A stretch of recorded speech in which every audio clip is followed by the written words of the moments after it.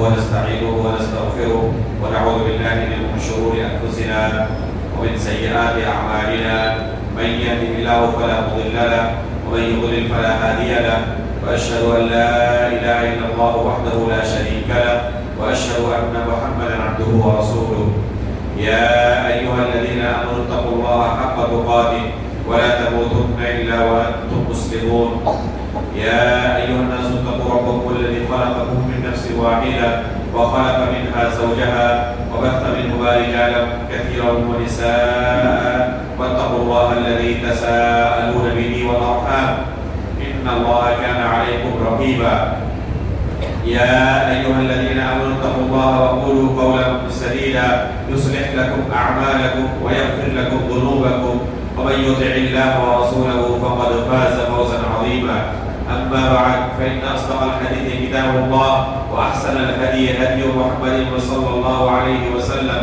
وشر الأمور محدثاتها وكل محدثة بدعة وكل بدعة ضلالة وكل ضلالة في النار.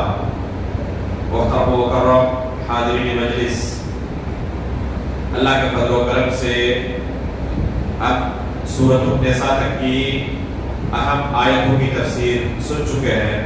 انشاءاللہ آج کے اس درس میں، آج کی اس مجلس میں سورۃ المائدہ کی اہم آیتوں کی تفسیر سننے کی ہم کوشش کریں گے. یہ سورہ احکام کے لحاظ سے بہت ہی اہم سورہ ہے. اس سورہ کے اندر بہت سارے احکام و مسائل کا بیان ہوا ہے. اس سورہ کی شروعات ہوتی ہے حقوق العباد کے متعلق ایک بہت ہی اہم قاعدے سے. اللہ رب العالمین کا ارشاد ہے یا ایھا الذین آمنوا اوفوا بالعقود، کہ اے ایمان والو عہد و پیمان کو پورا کرو. جو عہد و پیمان تم کسی سے کرو تو اس میں خلاف ورزی نہ کرو، اس عہد و پیمان کو نہ توڑو. اور عہد و پیمان کو توڑنا یہ منافق کی علامت کہا گیا ہے. کسی کے ساتھ کوئی عہد و پیمان کرے تو اس عہد و پیمان کو پورا کرے. اور ایک مسلمان دوسروں کے ساتھ جو عہد و پیمان کرتا ہے ان میں سے سب سے اہم عہد و پیمان کیا ہے؟ وہ میاں بیوی کے درمیان کا جو رشتہ ہوتا ہے، عقد زواج، نکاح کا عقد، یہ سب سے اہم ہے. ایک کلمے کی بنا پر دو اجنبی ایک رشتے میں بنتے ہیں اور زندگی بھر اس رشتے کو نبھاتے ہیں. تو یہ جو عقود ہے، یہ جو عہد و پیمان ہے ایک دوسرے کے ساتھ لوگ کرتے ہیں، ان عقود کو، ان عہد و پیمان کو اللہ رب العالمین نے پورا کرنے کا حکم دیا.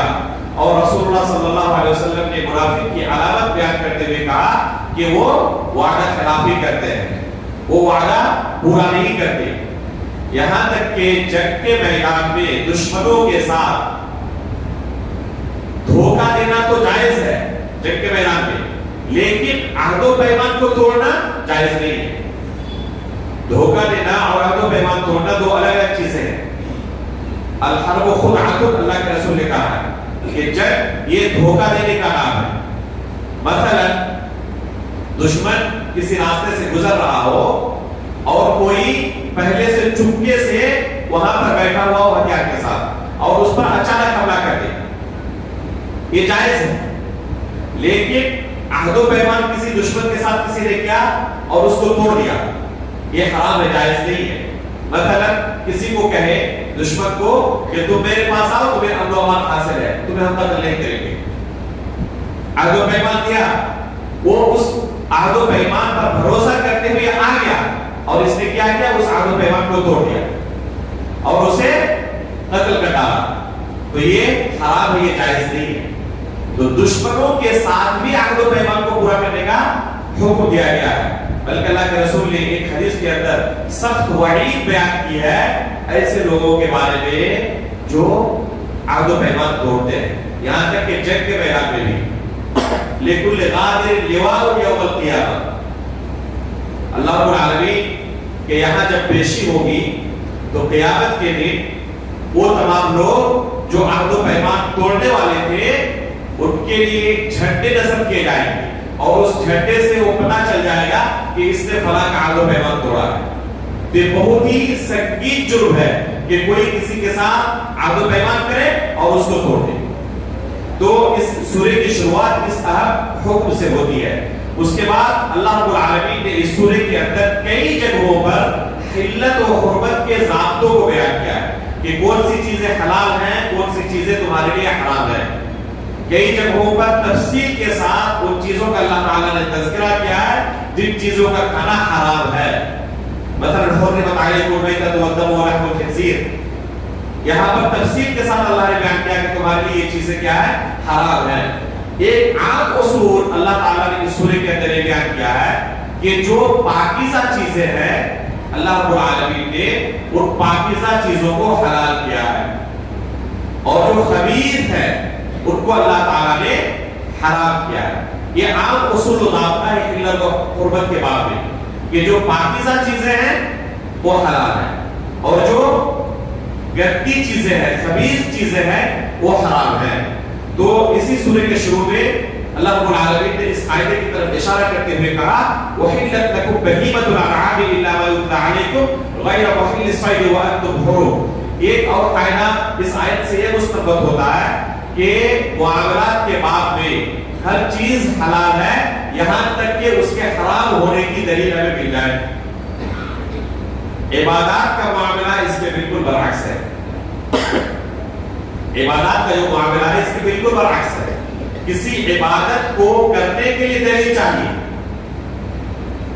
مثلا نماز کے بعد اجتماعی شکل میں دعا کرنا ایک عبادت ہے، کوئی اگر کرے تو کیا حرج ہے اس میں؟ ایک اچھا عمل ہے، تو ہم کہیں گے کیا کہ اس کا تعلق عبادت سے ہے، اور عبادات کے باب میں اصل یہ ہے کہ اس میں توقیف ہے جب تک کہ اس کے کرنے کی دلیل پیش نہ کر دیں تب تک وہ جائز نہیں ہے۔ کوئی کہے کہ مغرب کی نماز 3 رکعت ہے، نماز بہت اچھی عبادت ہے، 3 کی جگہ ہم 4 پڑھیں گے، طواف 7 چکر کی جگہ پہ 8 چکر لگائیں گے، جائز نہیں ہے، بدعت ہے۔ کیوں؟ کیونکہ اس کا تعلق عبادت سے ہے، اور عبادت میں ہمیں اسی طریقے سے فالو کرنا ہے اللہ کے رسول صلی اللہ علیہ وسلم کی سنت کو جس طریقے سے وارد ہے۔ جہاں تک معاملات کا باب ہے تو اس میں ہر چیز حلال ہے، اس میں اصل یہ ہے کہ حلال ہے یہاں تک کہ اس کے حرام ہونے کی دلیل مل جائے۔ ٹوپی پہننا کیا ہے؟ حلال ہے۔ بنیان پہننا حلال ہے۔ انڈر ویئر پہننا حلال ہے۔ اب اگر کوئی شخص کہے کہ میں انڈر ویئر اس لیے نہیں پہنتا کہ اللہ کے رسول سے ثابت نہیں ہے، اس کا یہ کہنا صحیح ہوگا؟ اس بھائی صاحب کہیں گے کہ سیب کھانے کے بارے میں کیا خیال ہے؟ جو بھائی کہے کہ انڈر ویئر ہم نہیں پہنیں گے اس لیے کہ اللہ کے رسول سے ثابت نہیں ہے، اس سے ہم پوچھیں گے کہ سیب کھانے کے بارے میں کیا خیال ہے؟ ایپل جائز ہے یا نہیں، حلال ہے یا نہیں؟ ظاہر سی بات ہے کہ کوئی مسلمان سے حرام نہیں کر سکتا، اس کی دلیل لا سکتا ہے۔ تفاح کہتے ہیں عربی میں سیب کو، عربی میں سیب کو کیا کہتے ہیں؟ تفاح کہتے ہیں۔ قرآن و حدیث کو آپ کھنگال ڈالیں تفاح کا لفظ آپ کو نہیں ملے گا، تذکرہ ہی نہیں ملے گا۔ تو اس کو حلال ہم نے کیسے جانا کہ یہ حلال ہے؟ اسی اصول سے، اسی قاعدے سے کہ اس کا تعلق کس کے ساتھ ہے؟ معاملات کے ساتھ ہے، دنیاوی چیزوں کے ساتھ ہے، اور اس میں اللہ تعالیٰ نے اصول یہ بیان کیا کہ اس میں سب حلال ہے یہاں تک کہ اس کے حرام ہونے کی دلیل مل جائے، تو اس اصول کے تحت وہ حلال ہے۔ اس لیے اگر کوئی کسی چیز کو معاملات کے باب میں دنیاوی چیزوں کے معاملے حرام کہے اسے دلیل دینی پڑے گی، جب تک وہ دلیل نہ دے تب تک اس کو حرام نہیں قرار دے سکتا۔ تو یہ اصول و ضابطہ اللہ رب العالمین نے اس سورے کے اندر کئی جگہوں پر بیان کیا ہے۔ اس کے بعد اس سورے میں وضو، تیمم اور غسل کا حکم اللہ تعالیٰ نے بیان کیا ہے۔ یا ایھا الذین آمنوا اذا قمتم الى الصلاة فاغسلوا وجوهكم وايديكم الى المرافق وامسحوا برؤوسكم وارجلكم الى الكعبين۔ اس آیت میں وضو کا طریقہ اللہ رب العالمین نے بیان کیا ہے، اور گزشتہ کل کے درس میں بھی بیان کیا گیا تھا کہ قرآن کا اسلوب یہ ہے کہ اس میں اجمالاً کسی چیز کو بیان کیا جاتا ہے، حدیث رسول میں اس کی تفسیر موجود ہوتی ہے۔ اس لیے کسی آیت پر کسی حکم پر عمل کرنا ہو تو یہ دیکھنا ضروری ہے کہ اللہ کے رسول صلی اللہ علیہ وسلم نے اس آیت کی کیسے تفسیر کی ہے. عملی تفسیر آپ کو کہاں ملے گی؟ حدیث رسول کے اندر. اس آیت کے اندر وضو کا طریقہ بیان کرتے ہوئے اللہ تعالی نے کیا کہا؟ اذا قمتم الى الصلاۃ فاغسلوا وجوهکم، اپنے چہروں کو دھو لو. اس میں کلی کرنے کا تذکرہ نہیں آیا، ناک صاف کرنے کا تذکرہ نہیں آیا. تو یہ وضو کا حصہ یا نہیں ہے؟ یہ وضو کا حصہ ہے. اس کو ہم نے کہاں سے اخذ کیا؟ اللہ کے رسول صلی اللہ علیہ وسلم کی احادیث سے. اس کے بعد کیا فرمایا؟ وَأَيْدِيَكُمْ إِلَى الْمَرَافِقِ، اور اپنے ہاتھوں کو دھلو کہاں تک؟ مرافق تک. اب جب ہم وضو شروع کرتے ہیں تو سب سے پہلے کیا دھوتے ہیں؟ سب سے پہلے ہاتھوں کو یہاں تک دھوتے ہیں. اس کی دلیل قرآن کی آیت میں نہیں ہے. سب سے پہلے چہرے کے دھلنے کے بعد چہرے کے دھلنے کا معاملہ آیا ہے، اور اس کے بعد ہاتھ دھلنے کا مرافق تک، اس کو مرفق کہتے ہیں. تو یہ ہم نے کہاں سے اخذ کیا؟ اللہ کے رسول صلی اللہ علیہ وسلم کی حدیث سے. اب چہرہ دھلنے کے بعد جب ہاتھ کو دھلنا ہو تو کہاں تک دھلیں گے؟ یہاں تک دھلیں گے، اس لیے کہ پہلے شروع میں ہم نے ہاتھ کو یہاں تک دھل لیا تھا نا. تو جب چہرے کے بعد پھر ہاتھ کو دھلیں گے تو یہیں تک دھلیں گے یا یہاں تک؟ کیا عمل ہے ہم لوگوں کا بتائیں؟ کس طرح ہم وضو کرتے ہیں؟ چہرہ دھلنے کے بعد روزانہ وضو کرتے ہیں نا. چہرہ دھلنے کے بعد جب ہاتھ دھلنا ہوتا ہے تو پورا یہاں تک دھلتے ہیں یا یہاں تک دھلتے ہیں؟ پورا دھلتے ہیں. یہی صحیح طریقہ ہے، پورا دھلنا ہے. ایسا نہیں کہ یہاں تک تو پہلے دھل چکے تھے اس لیے وہاں تک اور نہیں دھلنا ہے، پورا دھلنا ہے. اس کے بعد کیا؟ وَامْسَحُوا بِرُؤُوسِكُمْ، سر کا مسح کرو. یہاں کان کے مسح کا تذکرہ نہیں ہے، تو کیا کان کو مسح نہیں کرنا ہے؟ کرنا ہے. کہاں سے ہم نے اخذ کیا؟ رسول اللہ صلی اللہ علیہ وسلم کی حدیث سے. اللہ کے رسول نے وضو کرنے کا پریکٹیکلی طریقہ سکھایا صحابہ کرام کو. عثمان غنی رضی اللہ تعالیٰ عنہ نے ایک مرتبہ لوگوں کے سامنے وضو کر کے دکھایا کہ دیکھو تو پریکٹیکل کیسے وضو کیا جاتا ہے. پورا طریقہ دکھانے کے بعد کہا کہ اللہ کے رسول صلی اللہ علیہ وسلم کو میں نے اسی طرح سے وضو کرتے ہوئے دیکھا تھا.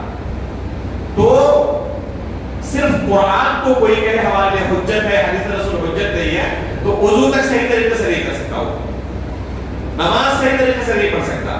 تو اللہ رب العالمین نے قرآن کے اندر اختصار کے ساتھ اجمالاً احکام کو بیان کیا ہے. تو سر کا مسح کرنا ہے کہاں سے کہاں تک؟ اس آیت میں اس کی تفصیل موجود نہیں ہے کہ کیسے سر کا مسح کرنا ہے، کتنی بار کرنا ہے، اس کا بھی تذکرہ نہیں ہے. یہ تفصیل ملے گی حدیث کے اندر کہ ہاتھ دھلنا ہے، پیر دھلنا ہے، دوسرے اعضاء دھلنے ہیں. یہ ایک بار سے لے کر 3 بار تک، ایک بار بھی دھل سکتا ہے، 2 بار بھی، آخری حد ہے 3 سے زیادہ نہیں. اگر 3 سے زیادہ کوئی دھلتا ہے تو اسے ظلم کہا گیا ہے. اس کے اندر 3 سے زیادہ دھلنے کی گنجائش نہیں ہے، 3 بار سے زیادہ. جہاں تک سر کے مسے کی بات ہے تو صرف 1 مرتبہ مسح کرنا ہے، 1 سے زیادہ مرتبہ نہیں. اس کا طریقہ کیا ہے؟ بعض لوگ خصوصاً وضو کرتے جب لوگ کرتے ہیں تو وہاں پہ کھڑے ہو جائے دیکھیں کہ لوگ کیسے وضو کرتے ہیں. سر کے مسح میں عجیب و غریب بخیلی کرتے ہیں لوگ. پورے اعضاء وضو کو اچھی طریقے سے دھلیں گے، لیکن جب سر کے مسح کی بات آئے گی، خصوصاً اگر بال بہت اچھے سے جھاڑے ہوئے ہو تو فوراً پانی لیں گے اور 2-4 بار سے بھگا کے خلاص وضو مکمل. میرے بھائیو یہ طریقہ نہیں ہے سر کے مسح کا. ربیع بنت معوذ رضی اللہ تعالی عنہ کی حدیث میں ہے اس کی تفصیل. بدا بمقدم رأسہ، اللہ کے رسول نے جب سر کا مسح کیا تو کیسے کیا؟ سر کے اگلے حصے سے شروع کیا. ثم ذهب بهما الى قفاه، اور اپنے دونوں ہاتھوں کو لے گئے کہاں تک؟ جہاں تک سر کے بال ہوتے ہیں، جس کو قفا کہتے ہیں، اس حصے کو. اور پھر واپس لائے جہاں سے شروع کیا تھا.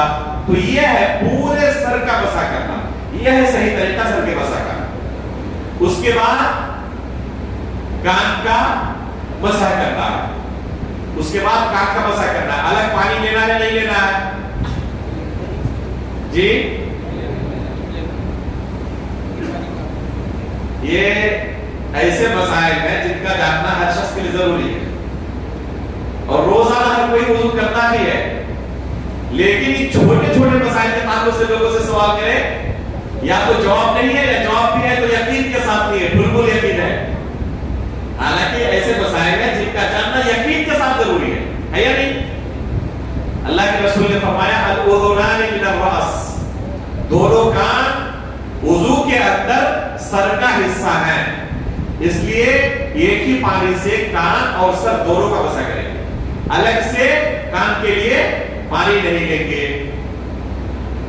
جہاں تک ناک اور منہ میں پانی ڈالنے کا طریقہ ہے، اس کا کیا طریقہ ہے بتائیں؟ 3 مرتبہ ناک میں اور 3 مرتبہ منہ میں، یا پانی لینے کے بعد آدھا منہ اور آدھا ناک میں، ایک چلو آپ نے پانی لیا اور آدھا منہ میں اور آدھا ناک میں ڈالا. کون سا طریقہ صحیح ہے؟ دونوں طریقہ صحیح ہے جی. صحیح بخاری کے اندر یہ طریقہ موجود ہے کہ بالکل صحیح ترین حدیث میں اللہ کے رسول صلی اللہ علیہ وسلم کا عبداللہ بن زید رضی اللہ تعالیٰ عنہ کی حدیث میں جو تذکرہ میں جو موجود ہے کہ اللہ کے رسول نے پانی لیا اور آدھا منہ میں اور اسی سے ناک کو بھی اللہ کے رسول نے صاف کیا. تو 3 مرتبہ پانی لینا ہے اور وہ ناک اور منہ دونوں کے لیے ہے. ایسا نہیں کہ ناک کے لیے الگ تھی اور منہ کے لیے الگ تھی. 3 کر کے 6 مرتبہ. بعض حدیثوں کے اندر اس کا بھی تذکرہ آیا ہوا ہے لیکن وہ حدیثیں ثابت نہیں ہے، وہ حدیثیں ثابت نہیں ہے. بعض علماء نے ان میں سے بعض احادیث کو ثابت کرنے کی کوشش کی ہے لیکن حقیقت یہ ہے کہ وہ حدیثیں ثابت نہیں ہے. میں نے تفصیلاً اس موضوع پر لکھا ہے اور فری لانسر میں یہ مضمون موجود ہے جس کا عنوان ہے وضو میں ناک اور منہ میں پانی ڈالنے کا طریقہ. تو یہ تمام حدیثیں تخریج کے ساتھ وہاں پر آپ کو مل جائیں گی. تو یہ ہے وضو کا طریقہ جو اللہ رب العالمین نے اس آیت کے اندر بیان کیا. آگے کیا کہا اللہ رب العالمین نے؟ اسی آیت میں اللہ تعالیٰ نے غسل کا بھی اور تیمم کا بھی حکم بیان کیا ہے. کیا فرمایا؟ وَإِن كُنتُمْ جُنُبًا فَطَهَّرُوا، اگر تم جنبی ہو تو اس کے بعد غسل کرو. فَطَهَّرُوا یہ مبالغہ کا، طہارت کے اندر مبالغہ کرو، اس سے مراد ہے غسل کرنا. اگر کوئی شخص جنبی ہو جائے، اختلاف ہو جائے یا بیوی کے ساتھ مجامعات کرے تو اس کے بعد وہ ناپاک ہو جاتا ہے، تب تک پاک نہیں ہو سکتا جب تک کہ غسل نہ کرے. وَإِن كُنتُم مَرْضَىٰ أَوْ عَلَىٰ سَفَرٍ، لیکن اگر کوئی شخص مریض رہے، وضو کرنے کی یا غسل کرنے کی اس کے پاس طاقت نہیں ہے، اگر غسل کیا تو ہو سکتا ہے کہ مر جائے یا بیماری بڑھ جائے، ہو سکتا ہے.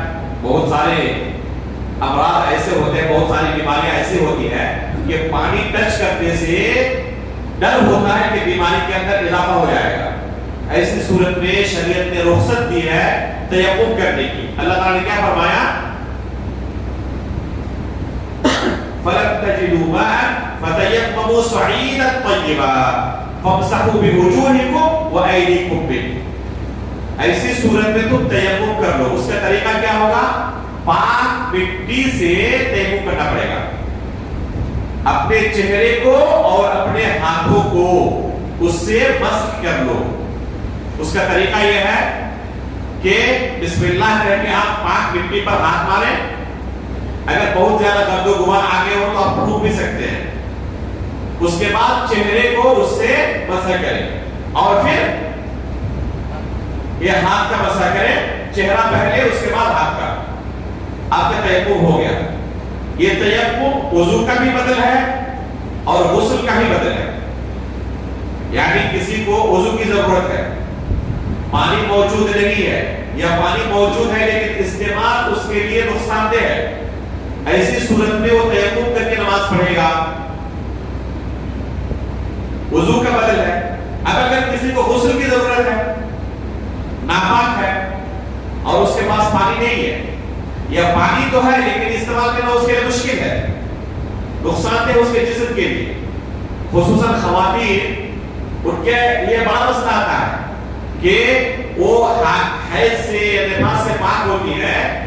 خصوصاً اس وقت جب نفاس سے پاک ہو تو بچہ دودھ پی رہا ہوتا ہے اور بہت ڈر ہوتا ہے کہ سردی زکام کے اندر، سر درد کے اندر یا بخار وغیرہ کے اندر وہ مبتلا ہو جائے. اگر کسی خاتون کی عادت ہے کہ جب بھی اس طرح غسل کرے وہ بیمار ہو جاتی ہے تو رخصت ہے شریعت کی طرف سے، وہ تیمم کر سکتی ہے، وہ تیمم کر سکتی ہے۔ تو دیکھیں اللہ رب العالمین نے کتنی رخصت دے دی ہے۔ اس لیے نماز سے کوئی چھٹکارا نہیں ہے، نماز کو وقت پر ادا کرنا ہے۔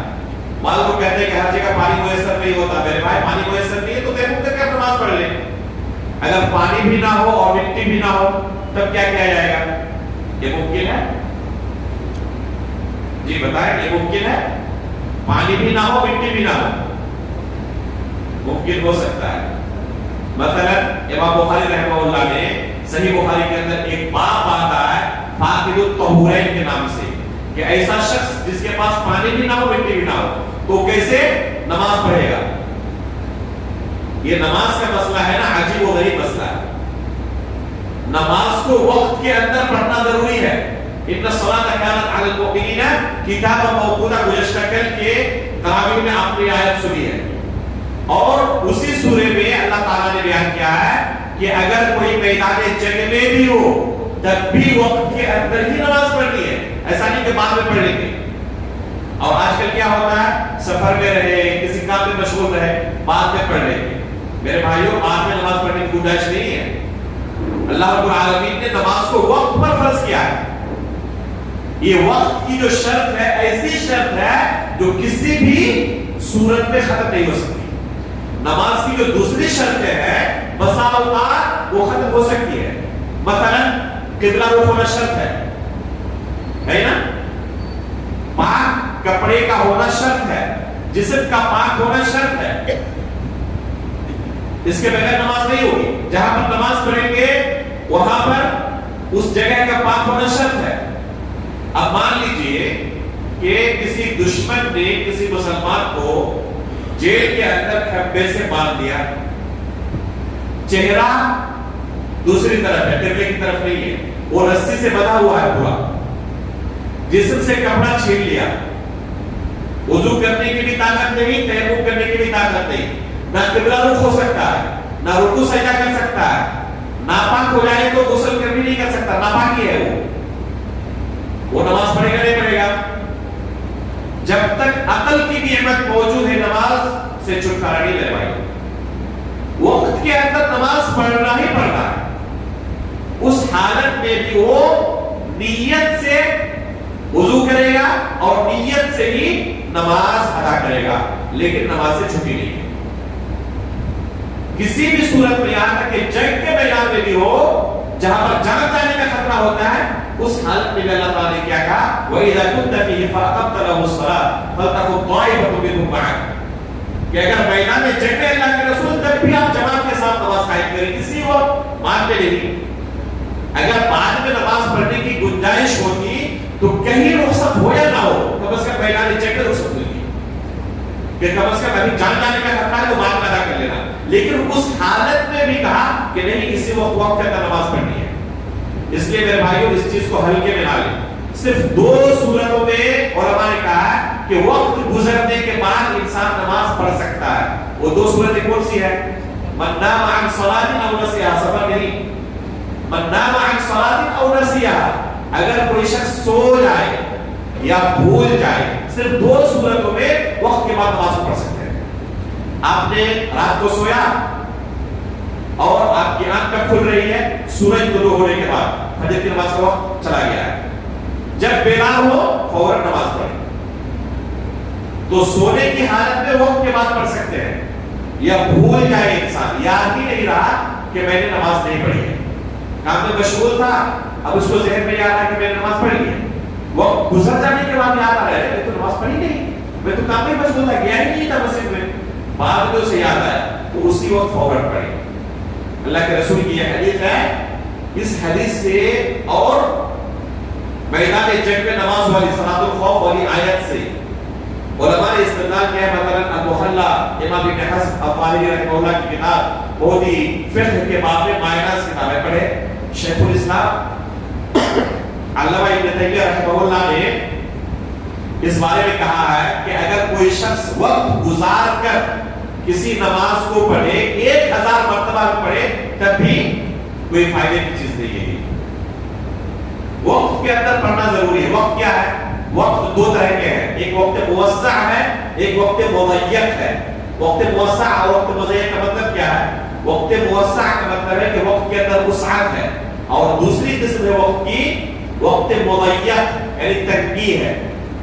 5 وقت کی الگ الگ 5 نمازوں کے لیے الگ الگ وقت ہے. فجر کی نماز کے لیے ایک وقت ہے, ظہر کی نماز کے لیے, عصر کے لیے, مغرب کے لیے, عشاء کے لیے. یہ جو اوقات ہے نماز کے, یہ وقت مضیق ہے. عصر کی نماز کا وقت شروع ہو جائے گا جیسے ہی ظہر کی نماز کا وقت ختم ہو جائے گا. ٹھیک ہے, یہ وقت مضیق ہے. ظہر کی نماز کو عصر سے پہلے پڑھ لیں. دوسری قسم ہے وقت کی وقت موسع, جس میں وسعت ہے, اور یہ کل 3 اوقات ہیں. وقت موسع میں 3 اوقات ہیں. فجر کا ایک وقت ہے, ظہر اور عصر کا ایک وقت ہے, اور مغرب اور عشاء کا ایک وقت ہے. کل 3 اوقات.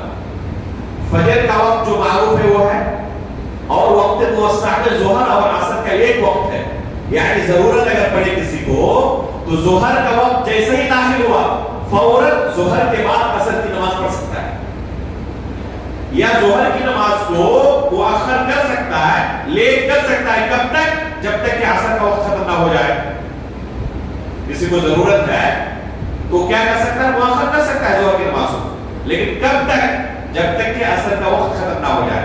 عصر کا وقت ختم ہو گیا, اس کے بعد سورج غروب ہونے کے بعد کہے کہ میں عصر کی نماز پڑھوں گا, اس کا وقت ختم ہو چکا ہے, اب نہیں پڑھ سکتا. اسی طرح مغرب اور عشاء کی نماز کا معاملہ ہے کہ مغرب اور عشاء کا وقت موسع میں ایک ہے, یعنی مغرب کے فوراً بعد عشاء کی نماز پڑھ سکتے ہیں, یا پھر مغرب کی نماز کو آپ مؤخر کر سکتے ہیں. کب تک؟ عشاء کے آخری وقت تک. لیکن ایسا نہیں کہ فجر کا وقت ہو گیا آپ نے مغرب کی نماز نہیں پڑھی, عشاء کی نماز نہیں پڑھی. اس سے پہلے پڑھنا ضروری ہے. چاہے آپ کی کوئی بھی مجبوری ہو, آپ ٹرین میں ہو تب بھی, بس میں ہو تب بھی, اگر ڈر ہے کہ لوگ کیا کہیں گے, ہو سکتا ہے کہ مجھ پر اٹیک کریں, جیسے کہ ملک کے حالات اچھے نہیں ہیں, تو میرے بھائیوں جس طریقے سے آپ پڑھ سکتے ہیں پڑھیں. ابھی میں نے کہا کہ تمام شروط ثابت ہو سکتے ہیں سوائے وقت کے. وقت ایک ایسی شرط ہے جو ختم نہیں ہو سکتی کبھی. دوسرے شروط جو ہے, وضو کرنا, کپڑے کا پاک ہونا, قبلہ رخ ہونا, یہ تمام شرطیں ثابت ہو سکتی ہیں. اگر آپ اس پر قادر نہیں ہیں, وضو کرنے پر قادر نہیں تو بغیر وضو کے پڑھیں, تیمم کر کے. تیمم پر بھی قادر نہیں ہے تو بغیر وضو اور تیمم کے نیت سے نماز پڑھیں, لیکن آپ کو پڑھنا پڑے گا. یہ نہیں کہہ سکتے کہ قبلہ کس طرف ہے مجھے پتا نہیں ہے. آج کل تو موبائل سے آسانی کے ساتھ قبلہ ڈائریکشن آپ گوگل سے پتا کر سکتے ہیں. اس لیے یہ کوئی عذر نہیں ہے, نماز کو وقت کے اندر پڑھیں. یہ ایسا عمل ہے جس کے ترک کرنے پر سلف صالحین کفر کے فتوے لگایا کرتے تھے. عبداللہ بن شقیق رحمہ اللہ کا قول ہے کہ یہی ایک عمل ہے جس پر میں نے صحابہ اکرام کو پایا کہ اس کے ترک کرنے پر وہ کفر کے فتوے لگاتے تھے کہ کوئی اگر نماز چھوڑے تو کافر ہو جائے گا. دوسرے عمل کے تعلق سے اس طرح کا سخت فتویٰ نہیں ہے. اس لیے نماز کے معاملے میں ہر مسلمان چوکنا رہے. اللہ رب العالمین ہمیں نماز کا پابند بنائے اور وقت کے اندر پڑھنے کی توفیق عطا فرمائے.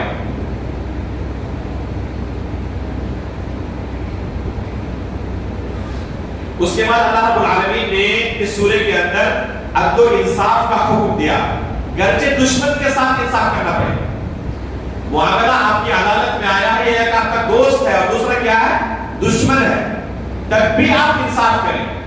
اسی وجہ سے جو انصاف پسند بادشاہ ہوگا اللہ رب العالمین قیامت کے دن کو کہاں جگہ دیں گے, اپنے عرش کے نیچے. یہ آسان معاملہ نہیں ہوتا ہے, یہ معاملہ آسان نہیں ہوتا ہے. جب لوگوں کے درمیان فیصلہ کرنا ہو تو بہت آسان ہوتا ہے انصاف کرنا, لیکن دونوں میں سے ایک اپنا رشتہ دار ہو, اس موقع پر انصاف کرنا آسان نہیں ہوتا ہے. وہ بھی اگر قتل وغیرہ کا معاملہ ہو جائے اور اپنے ہی کسی رشتہ دار کے خلاف فیصلہ کرنا ہو, آسان نہیں ہوتا ہے. اسی وجہ سے عدل کرنے کی اتنی زیادہ اللہ رب العالمین نے تعریف کیا, اس کا مقام و مرتبہ اتنا اونچا رکھا ہے. اللہ رب العالمین نے کیا فرمایا, وَلَا يَجْرِمَنَّكُمْ شَنَآنُ قَوْمٍ عَلَىٰ أَلَّا تَعْدِلُوا اعْدِلُوا هُوَ أَقْرَبُ لِلتَّقْوَىٰ.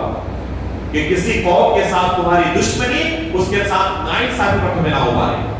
انصاف کرو اس لیے کہ یہ تقویٰ کے زیادہ قریب تر ہے. ابھی چند سال پہلے سعودی عرب کے اندر ایک واقعہ پیش آیا تھا جس نے تاریخ رقم کر دی اور لوگ یقین نہیں کر پا رہے تھے کہ ایسا بھی ہو سکتا ہے.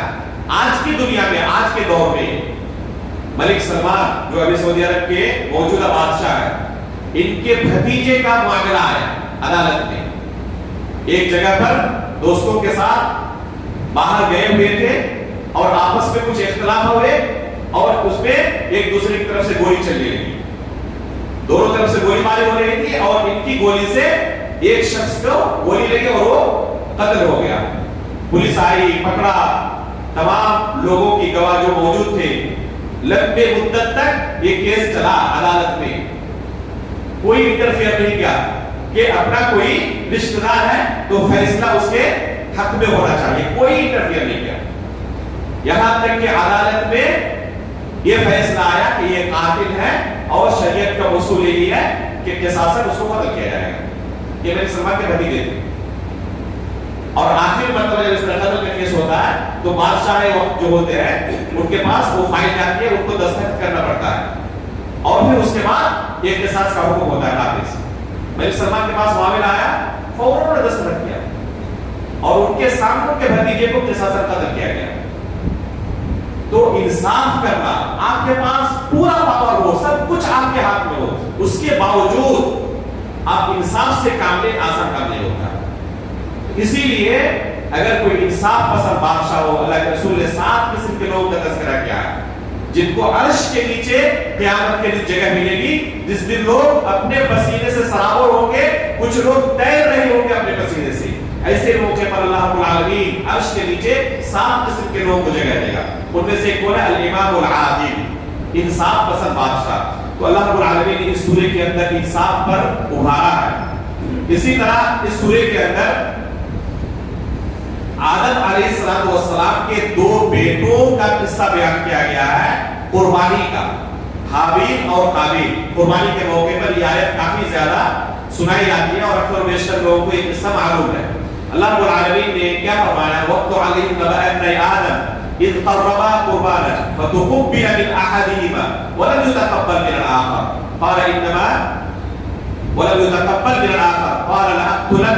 قَالَ إِنَّمَا يَتَقَبَّلُ اللَّهُ مِنَ الْمُتَّقِينَ.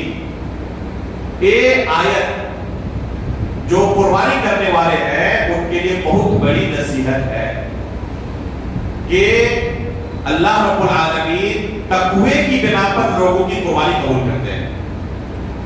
بہت موٹا فرما جانور ہو لیکن دل میں تقوی نہ ہو تو اللہ رب العالمین کی بارگاہ میں ایسی قربانی قبول نہیں ہوتی.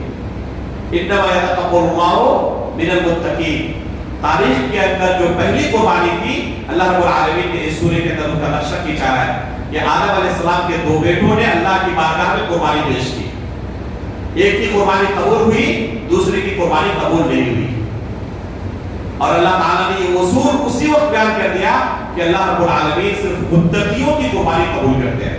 لَن يَنَالَ اللَّهَ لُحُومُهَا وَلَا دِمَاؤُهَا وَلَكِنْ يَنَالُهُ التَّقْوَىٰ مِنكُمْ. اللہ تعالیٰ نے فرمایا کہ اللہ تعالیٰ کے پاس قربانی کے جانور کا گوشت، اس کا خون، یہ سب نہیں پہنچتا، صرف تمہارا تقویٰ پہنچتا ہے کہ تم کتنے مخلص تھے اس عمل میں. لیکن یہاں پر ایک چیز اور میں بیان کر دوں، یہ جو تقویٰ کا اور ریاکاری کا معاملہ ہے یہ 2 دھاری تلوار کی طرح ہے. یہ 2 دھاری تلوار کی طرح ہے. بعض لوگ اس تقوی کے خوف سے قربانی سے پیچھے ہٹ جاتے ہیں کہ شاید میں ریاکاری کی وجہ سے قربانی کر رہا ہوں اور جب اللہ کی بارگاہ میں قبول ہی نہیں، الٹا ریاکاری پر مجھے سزا ملنے والی ہے تو اس سے بہتر ہے کہ قربانی نہ کرو. میرے بھائیو، یہ ریاکاری اور تقوی کا جو معاملہ ہے نا یہ 2 دھاری تلوار ہے. شیطان دونوں طرح سے انسان کو بھٹکانے کی کوشش کرتا ہے. بعض لوگوں کو شیطان کس طرح بھٹکاتا ہے؟ ریاکاری کے خوف سے. اس کو آگے شبہے اور وسوسے میں مبتلا کرتا ہے کہ تم اس عمل کے اندر مخلص نہیں ہو، تم لوگوں کو دکھانے کے لیے کام کر رہے ہو تاکہ لوگ تمہیں کیا کہیں متقی کہے، پرہیزگار کہے، داتا کہے، اس وجہ سے تم یہ کام کر رہے ہو. یہ سوچتا ہے کہ واقعی دل کے اندر تو بات کبھی کبھی آتی ہے کہ لوگ میری تعریف کریں، پسند کریں. تو اگر معاملہ ایسا ہی ہے تو اللہ کی بارگاہ میں تو مجھے کچھ ملنے والا نہیں ہے، الٹا سزا ملنے والی ہے. بعد میں کیا ہوتا ہے، وہ اس عمل سے پیچھے ہٹ جاتا ہے. شیطان اپنے مقصد میں، اپنے حربے میں کامیاب ہو گیا. شیطان کا مقصد کیا تھا؟ اس کو اس کی عبادت سے پیچھے ہٹا دینا. اور شیطان اس راستے سے تقوی کا خوف دلا کر، ریاکاری کا خوف دلا کر اس کو عبادت سے پیچھے کر دیا. ایسے موقع پر اصول و ضابطہ کیا ہے، شیطان سے کس طرح لڑیں گے؟ ایک عام قاعدہ سن لیں، ریاکاری کے خوف سے کبھی بھی کسی نیک عمل کو کرنے جا رہے ہو تو اسے پیچھے نہ ہٹیں. ایک عام قاعدہ بنا لیں اپنی زندگی کا کہ ریاکاری کے خوف سے کبھی بھی کسی نیک عمل سے پیچھے نہیں ہٹنا ہے. اس عمل کو انجام دینا ہے، ساتھ میں اللہ رب العالمین سے اخلاص کی دعا کرنی ہے. لیکن کام سے جیسے پیچھے ہٹ گیا وہی پہ شیطان کامیاب ہو گیا. جب انسان بہت زیادہ ایسے عمل کرنے کی کوشش کرتا ہے جن میں ریاکاری کا خوف کم سے کم ہو تو شیطان مایوس ہو جاتا ہے. مثلا یہ جو روزے کی عبادت ہے اس میں ریاکاری کا خوف نہیں ہے. روزے سے کون ہے کون نہیں ہے اللہ کے سوا کوئی جانتا ہے؟ اگر کوئی چپکے سے گھر میں روم میں کھا لے پی لے کسی کو پتا ہے؟ کسی کو پتا نہیں چلتا. لوگ تو اس طرح رکھیں گے کہ روزے سے ہے، لیکن حقیقی روزے دار ہے یا نہیں ہے وہ نہیں بہتر جانتا ہے. تو روزہ ایک ایسی عبادت ہے جس میں ریاکاری کا خوف کم سے کم ہے. اسی طرح تہجد کے وقت اٹھنا اور اللہ کے سامنے رونا گڑگڑانا. اسی طرح انسان جب اکیلے رہے کوئی اس کو دیکھ نہ رہا ہو ایسے موقع پر اللہ کے سامنے اپنے گناہوں کو پیش کر کے رونا گڑگڑانا ایسا عمل ہے جس میں ریاکاری کا خوف نہیں ہے. جب انسان بہت زیادہ ایسے اعمال کرتا ہے تو شیطان مایوس ہو جاتا ہے. سعودی عرب کے اندر ہم نے دیکھا تھا کچھ لوگوں کو کیا کرتے ہیں رمضان کے موسم میں ہو یا دوسرے موسم میں بھی افطاری اور سحری وغیرہ گاڑی پہ رکھ کر شہر سے باہر نکل جاتے ہیں، روڈ پر کھڑے ہو جاتے ہیں اور ایسی جگہ پر جا کے تقسیم کرتے ہیں جہاں پر ان کو پہچاننے والا کوئی ہو نہ. تعریف کب کریں گے نا جب آپ کو پہچانتے ہو، جب آپ سے واقف ہی نہ ہو کوئی تو ایسے موقع پر تعریف کا کوئی ڈر ہی نہیں ہے. آپ مسافر ہیں کسی اجنبی جگہ پر ہیں اور وہاں کوئی مصیبت زدہ ہے اس کی مدد کریں تو وہاں پر ریاکاری کا ڈر نہیں ہے کہ وہ آپ کی تعریف کریں گے کہ بہت اچھی انسان ہے. وہ آپ کو پہچانتا ہے نہیں، کیا تعریف کریں گے آپ؟ تو ایسے اعمال بکثرت کرنے کی کوشش کرنی چاہیے جس میں ریاکاری کا خوف کم سے کم ہو. آگے اللہ رب العالمین نے اس سورے کے اندر دہشت گردی بلکہ کسی بھی طرح کے ناحق قتل سے منع کیا ہے اور اسے پوری انسانیت کا قتل قرار دیا ہے. یہ آیت اس بات کی دلیل ہے کہ اسلام دہشت گردی کا مذہب نہیں ہے، امن و امان کا مذہب ہے. اور اسے اللہ تعالیٰ نے صرف ایک آیت کے اندر نہیں کئی آیتوں کے اندر اسی سورے کے اندر بیان کیا ہے. اللہ رب العالمین کا ارشاد ہے من اجل ذلك كتبنا على بني اسرائيل انه من قتل نفسا بغير نفس او فساد في الارض فكانما قتل الناس جميعا. اگر کسی نے ایک نفس کو بھی ناحق قتل کر دیا گویا کہ اس نے پوری انسانیت کو قتل کر ڈالا.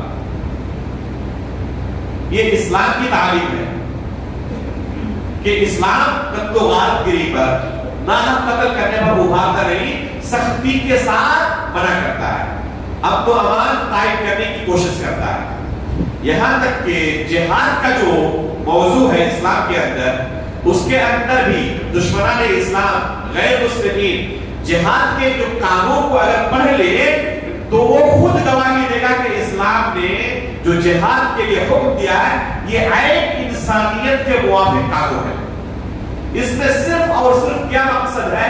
امن و امان زمین پر قائم کرنا، زمین پر امن و امان قائم کرنا. اس مقصد سے اللہ رب العالمین نے جہاد کو مشروع قرار دیا ہے. فتنہ و فساد کے غرض سے نہیں. فتنہ و فساد پھیلانا انتہائی قبیح جرم ہے اسلام کی نظر میں. صرف اور صرف امن و امان کے مقصد سے جہاد کو اسلام میں مشروع قرار دیا ہے. اسی وجہ سے اگر فتنہ و فساد پھیلانے والا کوئی مسلمان ہو تو اس کے خلاف جہاد جائز ہے.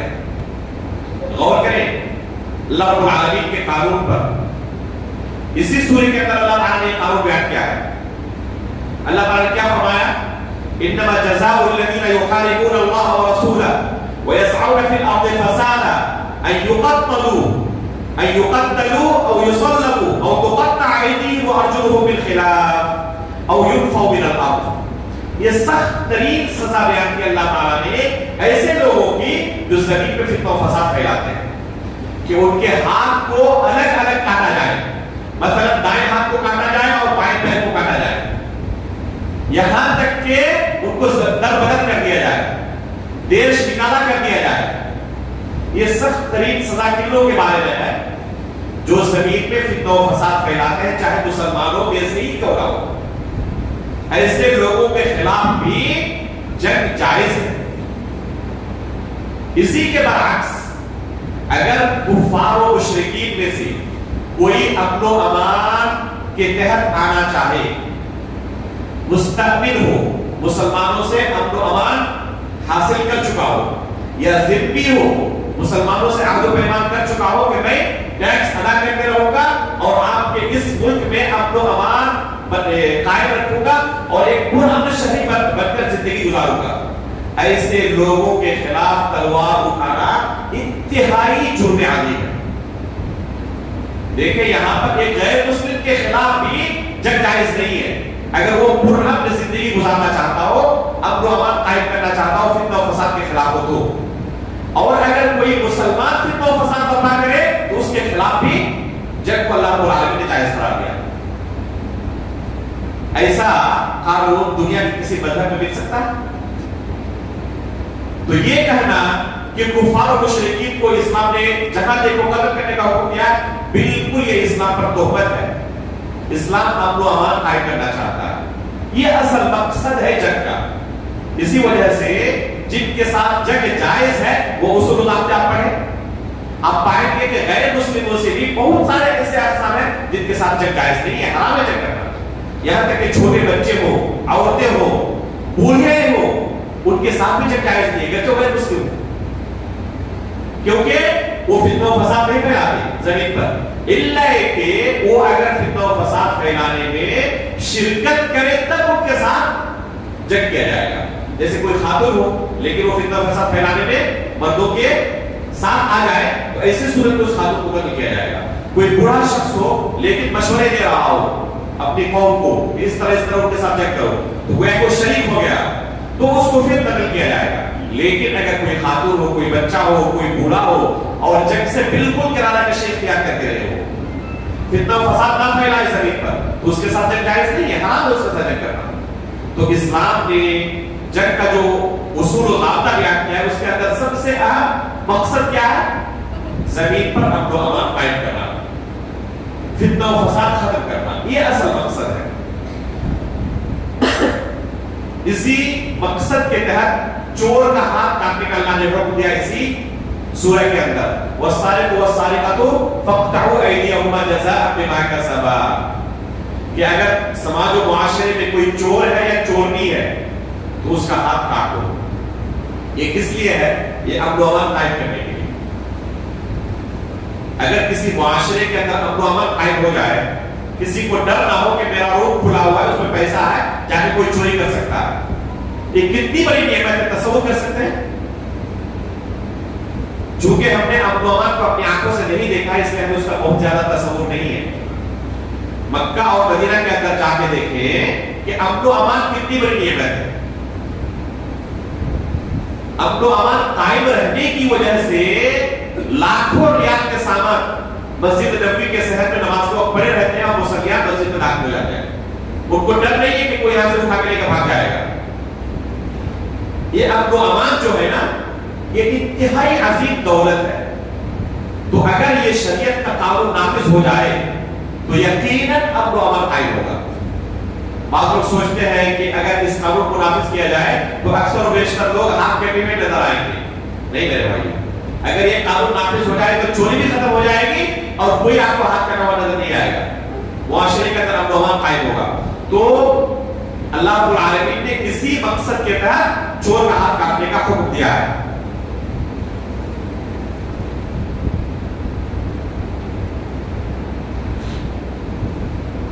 اللہ رب العالمین نے اس سورے کے اندر ایک اور اہم مسئلے کو بیان کیا ہے، وہ ہے قسم کا کفارہ. اگر کوئی شخص قسم کھا لے تو حادث ہونے کی صورت میں اسے کفارہ ادا کرنا پڑے گا. کسی نے کوئی قسم کھایا کہ میں یہ کام نہیں کروں گا، میں آج شہر سے باہر نہیں جاؤں گا، قسم کھا لیا. اب اسے ضرورت پڑ گئی شہر سے باہر جانے کی، کیا کرے گا؟ جائے گا نہیں جائے گا؟ مطلب کسی نے قسم کھا لیا کہ آئندہ 5 دنوں تک میں کوئی صدقہ و خیرات نہیں کروں گا. یہ قسم اچھی ہے یا بری ہے؟ دراصل بری قسم ہے. نیکی کرنے کے بارے میں قسم کھانی چاہیے، اور یہ کیا ہے؟ نیکی سے روکنے کے لیے قسم کھا رہا ہے بیچارہ. ایسی صورت میں چاہیے کہ وہ قسم کو توڑ دے، کفارہ ادا کرے اور اس نیکی کے کام کو انجام دے. قسم کو توڑے، اس کا کفارہ ادا کرے اور اس نیکی کے کام کو انجام دے. یہ اس کا حکم ہے. کفارہ کیا ہے؟ اللہ رب العالمین نے اس سورے کے اندر قسم کا کفارہ بیان کیا ہے. فرماتے ہیں لا یؤاخذکم اللہ باللغو فی ایمانکم ولکن یؤاخذکم بما عقدتم الایمان فکفارته اطعام 10 مساکین. قسم کا کفارہ یہ ہے کہ 10 مسکین کو کھانا کھلائیں. من اوسط ما تطعمون اهلیکم. کیسا کھانا ہونا چاہیے؟ جو گھر کے اندر کھانا کھاتے ہیں اس کا اوسط درجہ ہونا چاہیے.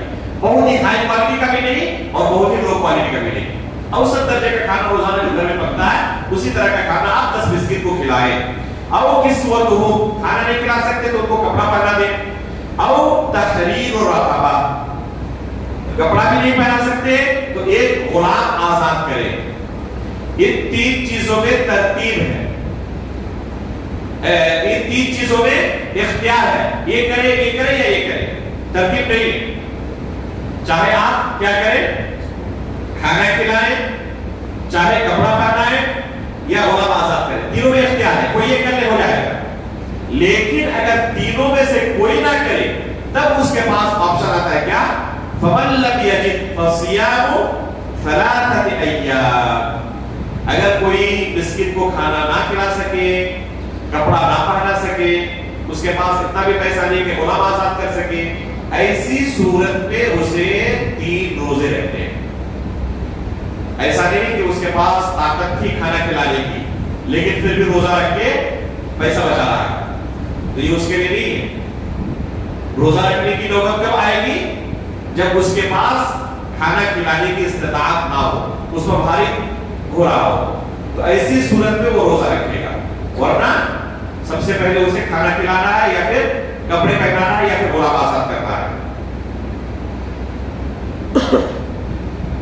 اسی سورے کے اندر اللہ رب العالمین نے لوگوں کو، عام لوگوں کو ایک بہت اہم ادب سکھایا ہے. وہ کیا؟ کہ شرعی مسائل کے اندر پرید نہیں کرنا چاہیے، فردی سوالات نہیں کرنے چاہیے.